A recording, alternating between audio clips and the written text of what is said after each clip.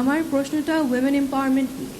আমি এখানে আপনার 8টা বা 9টা পলিসি দেখানো হয়েছে। একটা ছিল ফ্যামিলি কার্ডের বিষয়টা। আমি জানতে চাচ্ছি যে ফ্যামিলি কার্ডের ফাইন্যান্সিংটা কিভাবে হবে এবং এটার সাথে নারী ক্ষমতায়নের কি সম্পর্ক, এবং এর দ্বারা নারীরা কি শুধু সুবিধাভোগী হবে না প্রকৃতপক্ষে সমাজে নারীরা ক্ষমতায়নও হবে? ঠিক আছে, থ্যাংক ইউ, বসেন। খুবই ইম্পর্টেন্ট প্রশ্ন একটা। প্রথমত ফ্যামিলি কার্ডের একটা স্যাম্পল কেমন হতে পারে আমার কাছে আছে। আপনার মধ্যে এর মধ্যে নিশ্চয়ই অনলাইনে বা বিভিন্নভাবে দেখেছেন ফ্যামিলি কার্ড। এখন এই ফ্যামিলি কার্ডটা কেন আমরা দিচ্ছি, প্রথমে আমরা এটা একটু বোঝার চেষ্টা করি। দেখুন, আপনি বাংলাদেশের প্রেক্ষাপটে আপনি একজন প্রিভিলেজ নারী, আপনি লেখাপড়া শিখেছেন, আপনার পরিবার আপনাকে সেই সাপোর্টটা দিতে পেরেছেন। আপনাদের নিশ্চয়ই অনেকের জানা আছে বেগম খালেদা জিয়া যখন সরকার গঠন করলেন প্রথমবার এবং তৃতীয়বার সময়টা কম ছিল, যাই হোক, ওনার সরকার থাকাকালীন সময় উনি একটা কাজ করেছেন যে আমরা সবসময় বইয়ে পড়েছি, বেগম রোকেয়া এই দেশের নারীদের শিক্ষাকে উনি এনকারেজ করেছেন। বেগম খালেদা জিয়া যেহেতু বেগম রোকেয়ার সেই স্টেট অথরিটি ছিল না, বেগম খালেদা জিয়া যেহেতু সেই স্টেট অথরিটি ছিল, বেগম রোকেয়ার ওই পলিসিটা, অর্থাৎ খালেদা জিয়া ক্লাস 1 থেকে শুরু করে ক্লাস 12 পর্যন্ত মেয়েদের শিক্ষা ব্যবস্থাটা ফ্রি করেছেন। ফলে এখন যে কোনো জায়গায় যদি যে কোনো এডুকেশন ইনস্টিটিউশন আমরা যাই, দেখবো যে এনরোলমেন্ট ছেলে মেয়ে সমান, ক্ষেত্র বিশেষে মেয়েদের এনরোলমেন্ট বেশি, মেয়েরা মোর সিনসিয়ার টু স্টাডি। আচ্ছা, এখন গত 25 বছর ধরে এই কাজটা হয়ে এসছে। এর মধ্যে অনেক মেয়েরা লেখাপড়া করেছে, তারা বড় হয়েছে, এডুকেশন ব্যাকগ্রাউন্ড আছে। কিন্তু আপনাকে যেরকম বললাম, আপনি যেরকম একজন প্রিভিলেজ যারা, তাদের মধ্যে আপনি একজন। এখন আমরা যদি দেখি বাংলাদেশের প্রেক্ষাপটে, সামাজিক প্রেক্ষাপটে সবকিছুতে, বাংলাদেশের অধিকাংশ নারী মানুষ তো বাস করছে গ্রামে, 70% মানুষ শহরের বাইরে বাস করছে। এই নারীদের অধিকাংশ বিভিন্নভাবে ডিপ্রাইভ, সামাজিকভাবে ডিপ্রাইভ। শিক্ষা হয়তো আছে, কিন্তু সেই শিক্ষাটাকে সে সঠিকভাবে কাজে যে ব্যবহার করবে সেটা হয়তো সে পারছে না, রিসোর্সের কারণে এবং সামাজিক বিভিন্ন বাধ্যবাধকতা তারা আছে।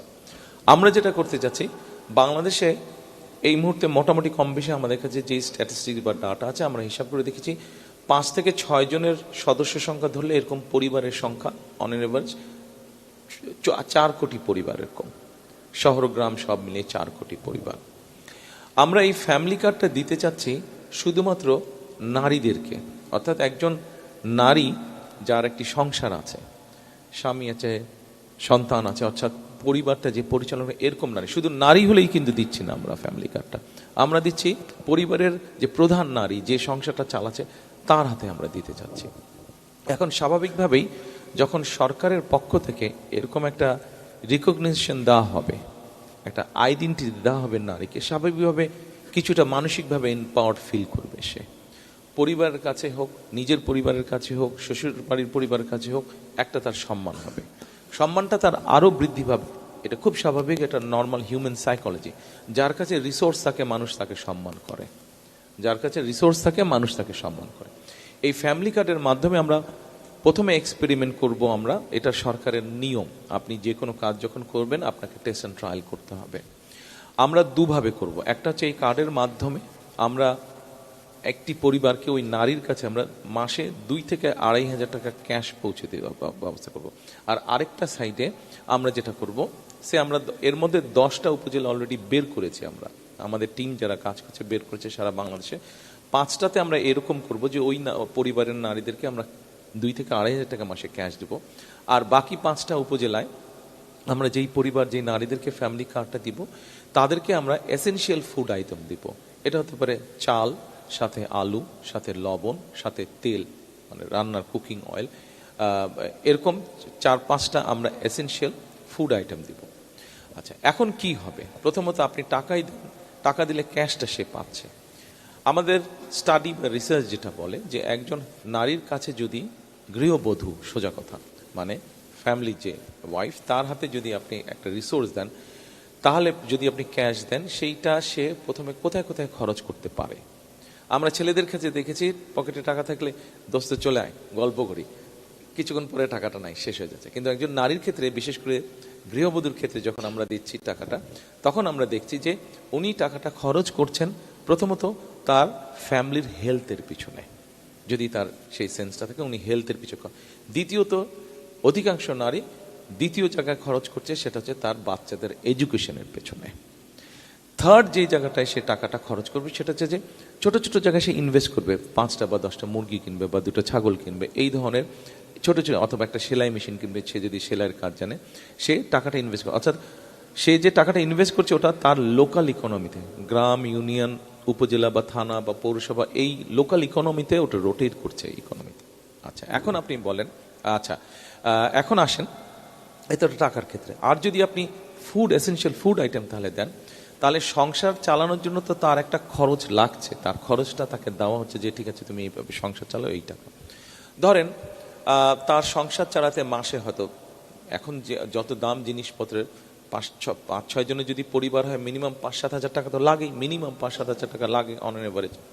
তো এখন তাকে যদি আপনি 2 থেকে 2.5 হাজার টাকা ক্যাশ বা এসেনশিয়াল ফুড আইটেম দেন, তাহলে কি হচ্ছে, তার যেই টাকাটা সেখান থেকে সে হয় সেভ করতে পারছে, বা যেভাবেই হোক সেভ হচ্ছে, তো তার হাতে কিছুটা হলেও টাকা জমা হচ্ছে।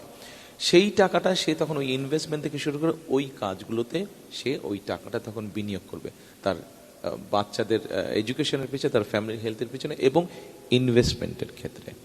স্বাভাবিকভাবেই যখন আস্তে আস্তে একজন নারীর কাছে এই, হতে পারে এটা ক্ষুদ্র অ্যামাউন্ট, কিন্তু এরকম ক্ষুদ্র অ্যামাউন্ট আস্তে আস্তে জমতে শুরু করবে, তখনই কিন্তু মানুষ তাকে, একটু আগে যেই কথাটি বলেছি, কথাটি শুনতে হয়তো কারো কারো কাছে খারাপ লাগতে পারে, বাট এটি হচ্ছে বাস্তব।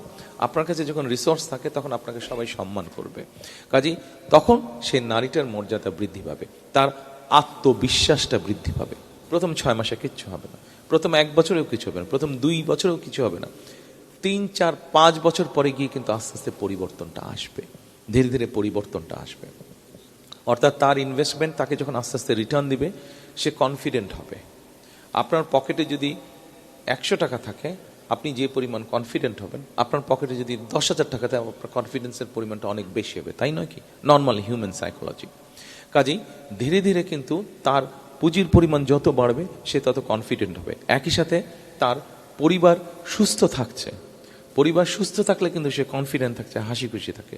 একই সাথে যখন সে দেখছে যে তার ছেলেমেয়েরা আস্তে আস্তে আস্তে পড়ালেখায় ভালো করছে, এগিয়ে যাচ্ছে, ওইটা মা হিসেবে তাকে আরো কনফিডেন্স দিবে, মা হিসেবে তাকে আরো কনফিডেন্স দিবে। ওটা আমরা যদি এভাবে পুরো জিনিসটাকে আমরা কল্পনা করি, এভাবে যদি আমরা প্ল্যান করি, এভাবে যদি আমরা চিন্তা করি, তাহলে দেখবেন 5 থেকে 7 বছর পরে ওই গ্রামের ওই পরিবারটি না, ওই গ্রামের 10টি পরিবার এরকম মোটামুটিভাবে healthy, with a basic education background and with a financial capability. আপনি 10টি পরিবার ওই গ্রামের, ওই ইউনিয়নে 5টি গ্রাম আছে, প্রত্যেক 5টি গ্রামই আস্তে আস্তে ওরকম সেলফ সাফিসিয়েন্ট বা ইন্ডিপেন্ডেন্ট বা ওরকম পরিবার হলো। এইভাবে আপনি একটি গ্রাম, একটি ইউনিয়ন, একটি উপজেলা, এইভাবে জেলা এবং সামগ্রিকভাবে ধীরে ধীরে দেশ চিন্তা করেন। আস্তে আস্তে 4 কোটি পরিবারের যদি আপনি 2 কোটি পরিবারকে, 1.5 থেকে 2 কোটি পরিবারকেও যদি আপনি এই পর্যায়ে নিয়ে আসতে পারেন, অর্থাৎ 5 বছর পরে প্রত্যেকটি পরিবার, 4 কোটি আমরা বাদ দিলাম, প্রত্যেকটি পরিবার যদি ঠিক শৌখিনতার বশেও মিনিমাম 1-1.5 হাজার টাকাও যদি শৌখিনতার বশেও খরচ করতে পারে, সেই ক্যাপাসিটি যদি তাদের থাকে, তাহলে আপনি চিন্তা করেন ইকোনমির গ্রোথটা কত বড় হচ্ছে। ইকোনমির গ্রোথটা, অর্থাৎ ঠিক আছে, পরিবার পরিজনদেরকে নিয়ে মার্কেটে গেল, কিছু কিনলো, পরিবার পরিজনদেরকে নিয়ে কোথাও বেড়াতে গেল, রেস্টুরেন্টে খেলো, হোটেলে খেলো, তার মানে চিন্তা করেন ইকোনমিটা কত বড় হচ্ছে, কত স্ট্রেনদেন হচ্ছে, আমরা একে অপরকে সহযোগিতা করছি। এটাই হচ্ছে ফ্যামিলি কার্ডের মূল লক্ষ্য। আপনি জিজ্ঞেস করেছেন যে বাজেটটা কোত্থেকে আসবে। এই মুহূর্তে বাংলাদেশে সোশ্যাল সেফটি নেটওয়ার্কের আমার যতটুকু ধারণা হচ্ছে 138টা প্রজেক্ট কাজ করছে, বিভিন্ন আন্ডার প্রিভিলেজ যারা মানুষ আছে তাদেরকে দিচ্ছে। কিন্তু আপনি যদি খেয়াল করেন ভালো করে, যদি খোঁজ করেন ভালো করে, আপনি দেখবেন যে 138টা পরিবারের মধ্যে যে কয়েক কোটি মানুষ আছে, অনেকেই আছে যাদের যেটা পাওয়ার উচিত না তারা সেটা পাচ্ছে, যাদের যেটা, এবং বিভিন্ন মিনিস্ট্রির 138টা প্রজেক্ট চলছে, হ্যাফাজেটলি চলছে, কোনো এটা নেই, এক এক মিনিস্ট্রি এক একটা পরিকল্পনা হলো, চালু করলো। কাজে আমরা এই পুরো রিসোর্সগুলোকে এক জায়গায় নিয়ে আসতে চাইছি, এটা গেল 1 নম্বর। আমরা আমাদের নিজস্ব রিসোর্স থেকেই এই রিসোর্সটাকে বের করে নিয়ে আসবো। আমরা 138টার অনেকগুলোর হয়তো প্রয়োজন নেই, যেগুলো এসেনশিয়াল, আপনার পরিকল্পনা অনুযায়ী কাজ করলে, রিসোর্স ব্যবহার করলে, যেখানে মানুষ এম্পাওয়ার্ড হবে, নারীরা এম্পাওয়ার্ড হবে, সঠিকভাবে রিসোর্সটা রাষ্ট্রের দেশের কাজে লাগবে, আমরা সেই জিনিসটাকে ওইভাবে গড়ে তুলতে চাইছি। আচ্ছা, এবার আপনি হয়তো একটা প্রশ্ন করতে পারেন যে এটা কারা পাবে। নিশ্চয়ই এটা আপনার একটা প্রশ্ন ছিল বা আসছে। আমরা প্রথমে এটা শুরু করতে চাইছি আন্ডার প্রিভিলেজ যেই জায়গাগুলো আছে, ডিপ্রাইভ যেই জায়গাগুলো আছে, সেখানকার ফ্যামিলি, নারী বা গৃহবধূ যারা আছে তাদেরকে দিয়ে। এটা একজন কৃষকের ওয়াইফ উনি যেমন পাবে, একজন ভ্যান চালকের ওয়াইফ উনি এটা পাবে, একজন ইমাম সাহেবের ওয়াইফ উনি এটা পাবে, একজন প্রাইমারি স্কুলের শিক্ষকের ওয়াইফ উনি এটা পাবে, এটা ইউনো সাহেবের ওয়াইফ উনিও পাবে, একজন মুদির দোকানদারের ওয়াইফ উনিও পাবে, এটা ইভেন আপনিও পাবেন।